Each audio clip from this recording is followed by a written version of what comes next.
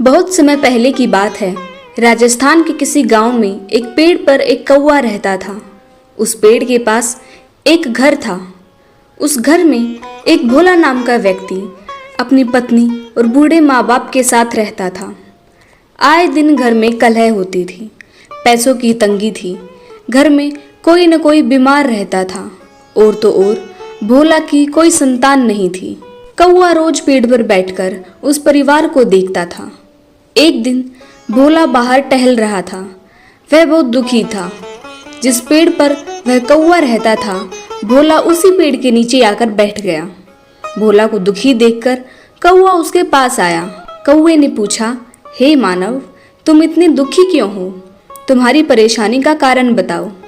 भोला ने कौवे को सब कुछ बता दिया कि वह संतानहीन है और उसके घर में आए दिन कलेश होते रहते हैं। सारी कमाई हुई पूंजी इलाज में लग जाती है।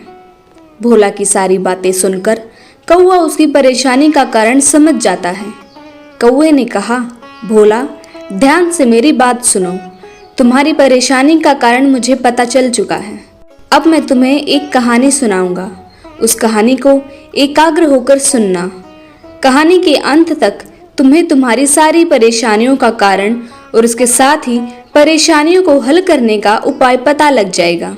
ऐसा कहकर कौवा कहानी सुनाने लगता है। प्राचीन समय की बात है। किसी राज्य में भानु प्रताप नाम के एक बहुत ही प्रतापी राजा हुआ करते थे। राजा बहुत दयालु स्वभाव के थे और नित्य पूजा पाठ करते रहते थे। उनके राज्य में कभी किसी को कोई दुख नहीं हुआ। प्रजा अपने राजा से बहुत प्रेम करती थी। भानु प्रताप के राज्य में राज्य की सारी प्रजा मिलजुल कर बड़े स्नेह से और शांतिपूर्वक ढंग से रहती थी। कुछ सालों बाद जब राजा की उम्र बढ़ने लगी तो वे बीमार हो गए। राजा का एक वीर प्रताप नाम का एक पुत्र था, जिसकी शादी पास के राज्य की राजकुमारी पद्मिनी से हुई थी। वीर प्रताप अपने नाम की तरह स्वभाव से भी वीर था, लेकिन उसे राज्य का कार्यभार संभालना नहीं आता था। साथ ही वीर प्रताप भगवान में विश्वास नहीं रखता था और स्वभाव से अकड़ू था। राजा को यह चिंता थी कि उनके जाने के बाद वीर प्रताप राज्य को कैसे संभालेगा। थोड़े दिनों बाद राजा बीमारी के कारण चल बसे। पूरा राज्य शोक में था। राजकुमार वीर प्रताप को राजा की गद्दी पर बैठाया गया। राजगुरु ने वीर प्रताप को पिता भानु प्रताप का श्राद्ध करने को कहा, लेकिन भगवान में विश्वास न होने के कारण वीर प्रताप ने श्राद्ध करने से मना कर दिया। कहने लगा कि यह सब अंधविश्वास है, मैं इन सब बातों में नहीं मानता। ऐसा कहने पर राजगुरु ने उनको खूब समझाया। कहा कि श्राद्ध न करने से आपके पितृ आपसे रुष्ट हो जाएंगे और आपको पितृदोष हो जाएगा। बहुत समझाने पर भी नादान वीर प्रताप ने राजगुरु की बात नहीं मानी और तो और उनका अपमान करके उन्हें महल से निकाल दिया। उनकी पत्नी पद्मिनी यह सब देख रही थी, पर वह कुछ न कर सकी। वीर प्रताप ने न तो अपने पिता का विधि पूर्वक पिंडदान किया और न ही हर साल आने वाले पितृपक्ष में वार्षिक श्राद्ध किया। समय बीतता गया और अपने पिता का श्राद्ध न करने से और गुरु का अपमान करने के कारण वीर प्रताप को भारी पितृदोष हो गया।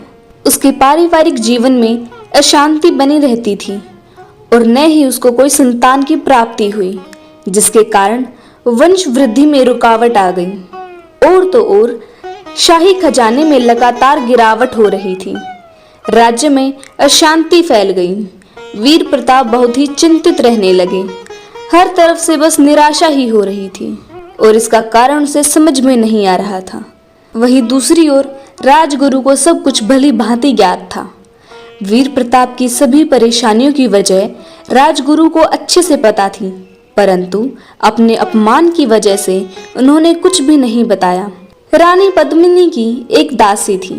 दासी से राजा रानी की यह दशा देखी नहीं गई। दासी ने रानी से कहा, हे महारानी, जैसी आपकी और राजा की दशा हो गई है, आपके निजी जीवन के साथ साथ इस राज्य के लिए भी यह खतरे का कारण हो सकता है। दुश्मन राज्य इस समय का पूरा लाभ उठा सकते हैं। ऐसे में आपको इस समस्या का हल निकालना ही होगा। महारानी, राजा ने राजगुरु का अपमान करके उन्हें महल से बेइज्जत करके निकाल दिया था। ऐसा कीजिए कि आप राजगुरु के पास जाइए, उनसे माफी मांगकर अपनी सारी समस्याओं का उपाय मांगिए। दासी की बात मानकर रानी ने ऐसा ही किया। राजगुरु के पास जाकर रानी ने उनसे माफी मांगी और सारी परेशानी बताई। राजगुरु ने रानी की माफी को स्वीकार किया और कहा, पुत्री, इन सब समस्याओं की एक ही जड़ है। राजा ने अपने पिता का पिंडदान और श्राद्ध नहीं किया था। मैंने पहले ही इसके दुष्परिणाम राजा को बता दिए थे, परंतु उन्होंने मेरी एक न सुनी और मेरा अपमान किया। अब मेरी बातें ध्यान पूर्वक सुनो। इन सब का कारण है पितृदोष। हिंदू धर्म में माता पिता की सेवा को सबसे बड़ी पूजा माना गया है। इसलिए हिंदू धर्म शास्त्रों में पितरों का उद्धार करने के लिए पुत्र की अनिवार्यता मानी गई है। जन्मदाता माता पिता को मृत्यु उपरांत लोग विस्मृत न कर दे, इसीलिए उनका श्राद्ध करने का विशेष विधान बताया गया है। भाद्रपद पूर्णिमा से अश्विन कृष्ण पक्ष अमावस्या तक के 16 दिनों को पितृपक्ष कहते हैं, जिसमें हम अपने पूर्वजों की सेवा करते हैं। धार्मिक ग्रंथों में मृत्यु के बाद आत्मा की स्थिति का बड़ा सुंदर और वैज्ञानिक विवेचन भी मिलता है।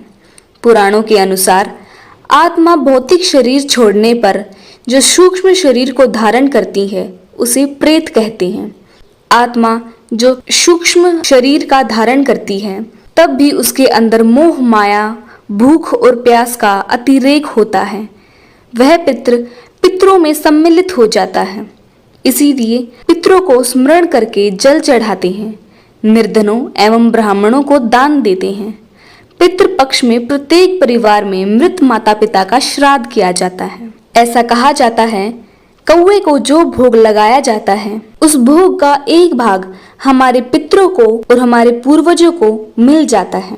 राजगुरु ने कहा, महारानी, अगर आपको अपनी समस्याओं का समाधान चाहिए तो महाराज को गया जाकर विधि पूर्वक पितरों का तर्पण और श्राद्ध करना होगा।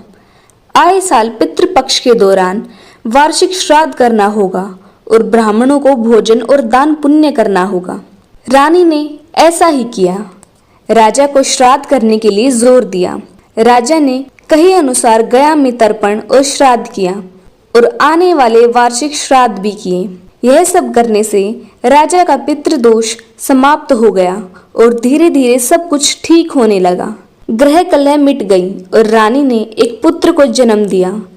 पूरे राज्य में खुशियां ही खुशियां फैल गई। चारों ओर सुख समृद्धि एवं विकास होने लगा। कौवे ने कहानी खत्म होने पर भोला से कहा, घर में कलेश, संतान न होना, घर में किसी न किसी का बीमार रहना और पैसे की तंगी रहना, यह सब पितृदोष के लक्षण हैं। तो हे भोला, तुम भी अपने पितरों को खुश करने के लिए श्राद्ध करो और पितृदोष से मुक्ति पाओ। फिर देखना तुम्हारे घर की सभी समस्याएं अपने आप सुलझ जाएंगी। भोला ने कौवे की बात मानकर वैसा ही किया और राजा वीर प्रताप की भांति उसके भी सभी दुखों का निवारण हो गया। उसे एक सुंदर बालक की प्राप्ति हुई, जिससे उसकी संतानहीनता की समस्या का अंत हो गया। घर से सभी बीमारियां निकल गई और घर में शांति का वातावरण रहने लगा। तो दोस्तों, 29 सितंबर से इस साल पितृपक्ष का आरंभ हो रहा है। आप भी अपने पितरों का श्राद्ध करना मत भूलिएगा। अगर आपको यह वीडियो पसंद आई हो तो हमारे चैनल को ज़रूर सब्सक्राइब करें, इस वीडियो को लाइक करें और अपने दोस्तों और रिश्तेदारों तक यह कहानी ज़रूर शेयर करें ताकि उन तक भी यह महत्वपूर्ण जानकारी पहुंच सके। आपका दिन शुभ हो। ओम नमः शिवाय। धन्यवाद।